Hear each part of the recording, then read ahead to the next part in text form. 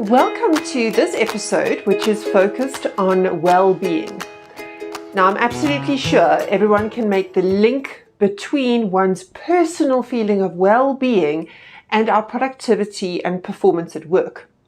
There is such a strong link, and the last few years, as we've managed the pandemic and come back from it and recession, we've all seen and personally experienced how important it is to look after our own well-being during crisis and during just general life in order for us to perform at our best.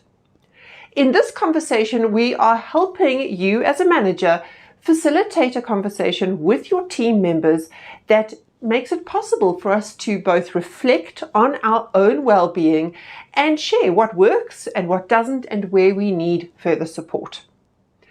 The pre-note that you need to send to your team members asks them to start to self-reflect on the 5 pillars of well-being. These 5 pillars of well-being are just 5 of many, but we feel like this is a really great base to start a conversation.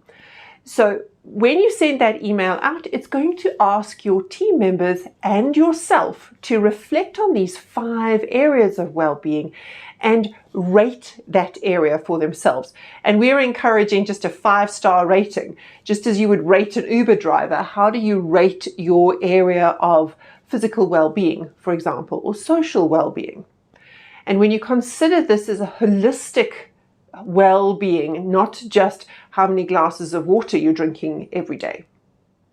So go into the team conversation having given people time to reflect on their own sense of well-being. And then in the conversation, you'll start with, let's get a group understanding of what we mean by well-being. And then there are a number of questions that we've given you to help promote a conversation. So as usual, we're giving you a main question and then some further prompts just to help deepen the conversation, or if you're met with complete silence, you might want to just use one of those prompts to keep the conversation going or start it. And always be prepared to share yourself. What's really helpful with a manager is not to be perfect. You might feel tempted to only reveal your fantastic self, but work hard to find areas that you are battling with or that you could actually use some ideas from your team members.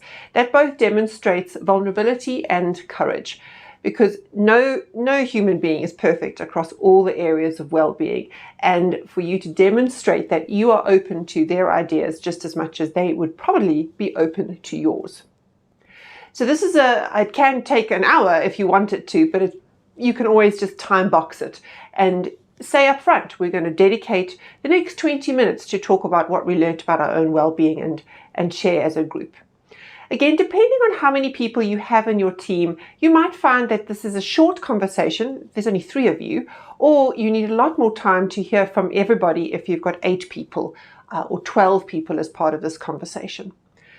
If you've got an even bigger team, you might want to break these conversations into smaller chunks so that you make space for everybody to participate. Because if you don't have that space, the quieter people will pull back and the same loud voices will be heard over and over again. So you do really want to make time and space for people who are quieter to be noticed and to be valued, and to encourage them to feel safe to participate and share their thoughts. It's always a case of creating a safe container for your team members to feel like they can talk about their world and how you as a manager and how the team members can support them in being their wellest in the workplace. Just be careful, as a small alert, that we don't go into a place as a manager where you start having somebody talking about a lot of really personal things that is better suited to a one-on-one. And you might need to jump in and just say, maybe we can follow this up in a one-on-one. If that is where you end up, again, be clear about your boundaries in terms of your role as a manager. Nobody expects a manager in an organization to be a social worker, a counselor, a psychologist, a professional health worker. That is not your role. So be careful that you don't get pulled into conversations, to be pulled into dialogue where you are suddenly well outside your scope and you're giving advice on things that really you have no business being an advisor on.